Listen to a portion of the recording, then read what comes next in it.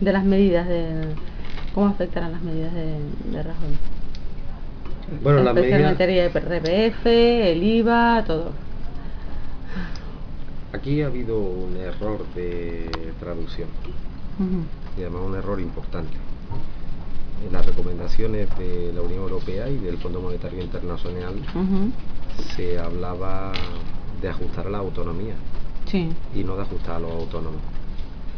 Y creo que ha habido ese error de interpretación y el mensaje no se ha leído bien. El problema es que ajustar a los autónomos, asfixiar a la economía real, asfixiar al tejido productivo, al final es asfixiar a la economía. Todos somos conscientes de la situación que atraviesa nuestro país. Ingresamos menos de lo que gastamos. Todos somos conscientes de que hace falta esfuerzos adicionales, pero evidentemente aquí echamos de menos el esfuerzo en otro ámbito. Se carga en demasía el ajuste sobre el sector privado y se mantiene la sobredimensión del sector público. Y cuando hablo del sector público no me estoy refiriendo a los funcionarios. El problema es que seguimos manteniendo mucha empresa pública, seguimos manteniendo mucha fundación, seguimos manteniendo mucha subvención, seguimos manteniendo mucha duplicidad, mucha maquinaria burocrática y volvemos a cargar el ajuste sobre los ingresos. Por cada euro que deben subir los impuestos para frenar el elevado déficit, tendrían que reducirse 2 euros los gastos, porque si no va a ser muy difícil que levantemos cabeza, entre otras cosas porque apretar, dar otra vuelta de tuerca a las empresas, a los autónomos, a los empresarios, es la peor noticia para mantener el empleo. Esto, el ajuste no ha sido los 2-3 puntitos de IVA, ha ido mucho más lejos, y eso va a tener una repercusión negativa. No va a cerrar ningún autónomo ni ningún empresario por la subida del IVA, pero evidentemente llevamos ya muchos meses pues cargando con una crisis que está siendo muy dura, Y sí, el hecho del IPC, el IRPF sí afecta mucho más, ¿no? Que razón que grabar en estos momentos, actividades. En estos momentos son muchos autónomos los que tienen un rendimiento íntegro de 1.500, 1.200 euros al mes.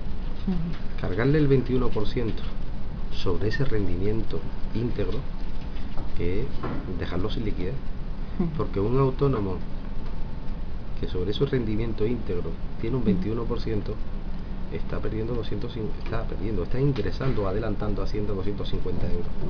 Pero además son otros 250 euros mínimos de seguridad social. Claro, devolverlo sí, lo devuelven al cabo de un año. Pero el problema es que, y además el propio Tribunal Supremo ya lo manifestó en su momento en varias sentencias, un IRPF al 21, unas retenciones al 21% es confiscatorio. Y es confiscatorio porque si bien al trabajador asalariado las rentas del trabajo tienen retenciones, son sobre nóminas. El problema es que al autónomo, cuando se le retiene sobre el rendimiento íntegro, sin haber descontado los gastos del ejercicio de la actividad, y eso es demasiado. ¿Y cómo está la situación de los autónomos? La situación ha cambiado un poco, los autónomos están en estos momentos cabreados por la situación, cabreados por esta medida, pero el autónomo tiene que hacer lo que hace todos los días, levantar la persiana y mirar al presente y al futuro con realismo, con ilusión, a veces con resignación, pero luego mirando al frente. Del pozo del pesimismo solo sale agua amarga. Y la actitud positiva es la que tiene la mayoría de los autónomos. Hoy en día el autónomo es el que genera actividad económica, es ¿no? que genera actividad. Pero con lo que cuesta montar una empresa, con los impuestos que tienen que pagar, con todas las que está cayendo encima. Sí, pero sí, ahí estamos de acuerdo, es decir, y estamos trabajando, pero aquí hay dos opciones. Una, ejercer ese lobby, ejercer ese diálogo, esos grandes acuerdos que hacen falta en estos momentos, tirar por la irresponsabilidad de salir a quemar las calles. Evidentemente, desde ATA lo tenemos muy claro cuál es la misión responsable que necesita este país, que vamos a hacer en este país, y es ejercer vía ese diálogo e intentar llegar a acuerdos, porque creo que es lo que necesita este país, acuerdos para salir todos delante y remar todos juntos. Y luego otro aspecto que yo no quiero olvidar, y mucho menos en Canarias, la economía sumergida. El gran problema de cómo estamos hoy, con caída o falta de ingresos, lo tiene en gran medida la economía sumergida. Y la economía sumergida es responsabilidad de todos. Si hay un contrato irregular y sin declarar, se le benefician dos, pero se perjudica a toda la sociedad. Si alguien dice con IGI o sin IGI, se benefician dos, pero o con IVA o sin IVA, pero se fastidia a toda la sociedad. Y en estos momentos el escaqueo de algunos está significando un sobreesfuerzo a todos. Y yo por eso pido responsabilidad. Control de la inspección, responsabilidad, y evidentemente en estos momentos pues hay que combatir esa economía informal, esa economía irregular que tanto daño está haciendo, y a los empresarios, a los autónomos, a los consumidores, a que, bueno, pues es lógico que en estos momentos no se puede actuar así. Al final, como digo, el pirateo de unos pocos está significando un sobreesfuerzo a unos muchos. En comparación con otros países, ¿cómo estamos en ese aspecto? Bueno, mire, Canarias está 5 puntos por encima de la media en el último informe que andan por ahí en materia de economía sumergida. La economía sumergida se ha convertido en un deporte nacional.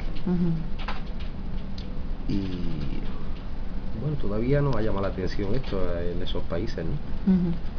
Pero no hay ese nivel de economía sumergida en Alemania, y mucho menos los países del norte. Sí, incluso la actitud, es una cuestión de actitud, básicamente. En el sur sí ha habido tradicionalmente, en países como Italia, pero ahora mismo estamos en unos niveles insoportables. Mire, es inadmisible, no son datos míos, no son datos de ATA, son datos del propio gobierno. De 10.000 inspecciones que ha habido a personas prestadoras de desempleo, 4.500 estaban cobrando el paro y trabajando. Como comprenderá.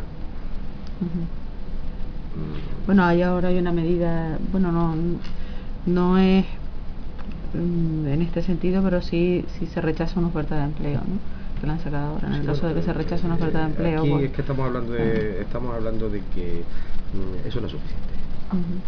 Eso no es suficiente. La persona que está cobrando una prestación del Estado tenía que hacer servicios sociales al Estado. Nos guste o no nos guste.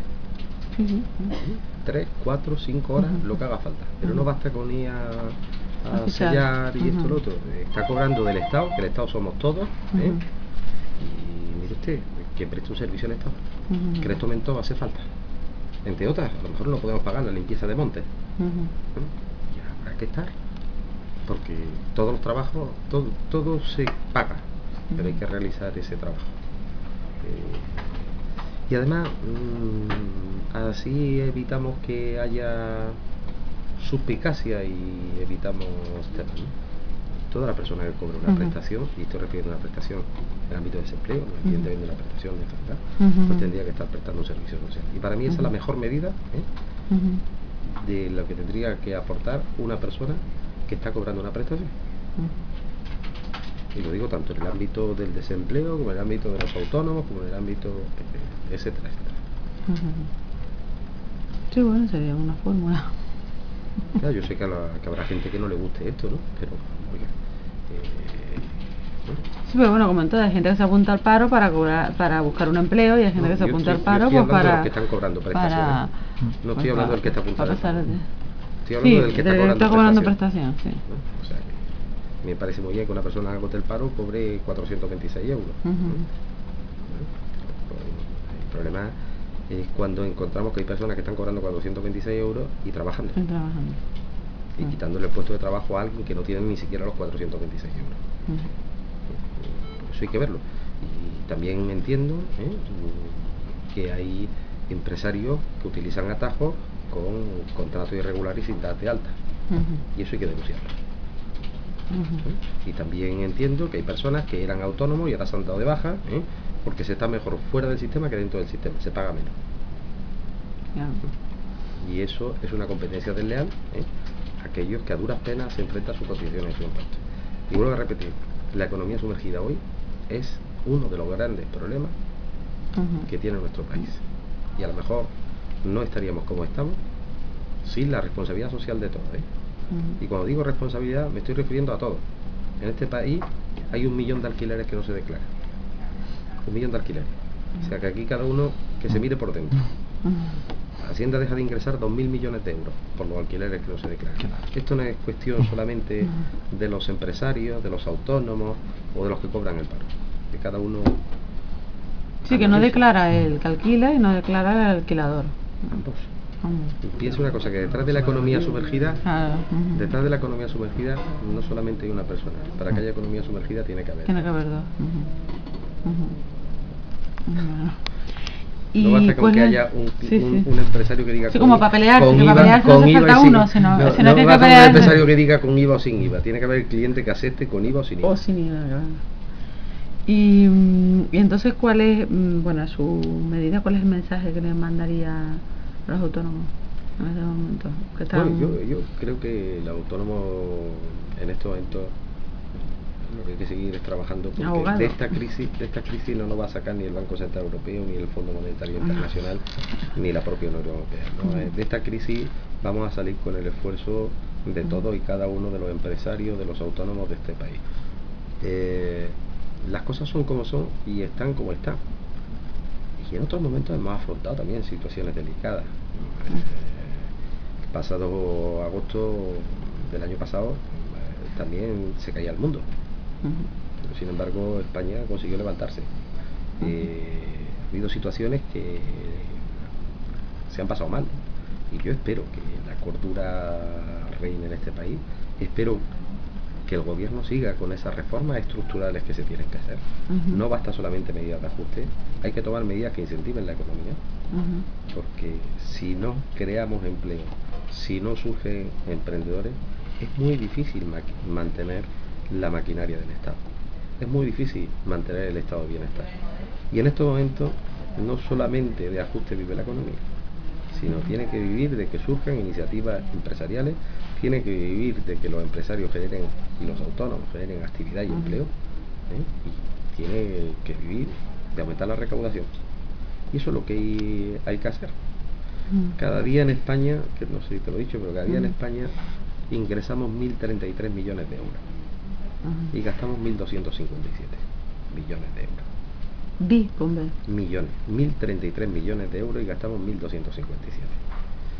Bueno, como te he dicho antes, no basta solamente con aumentar la primera partida, sino reducimos la segunda a la primera.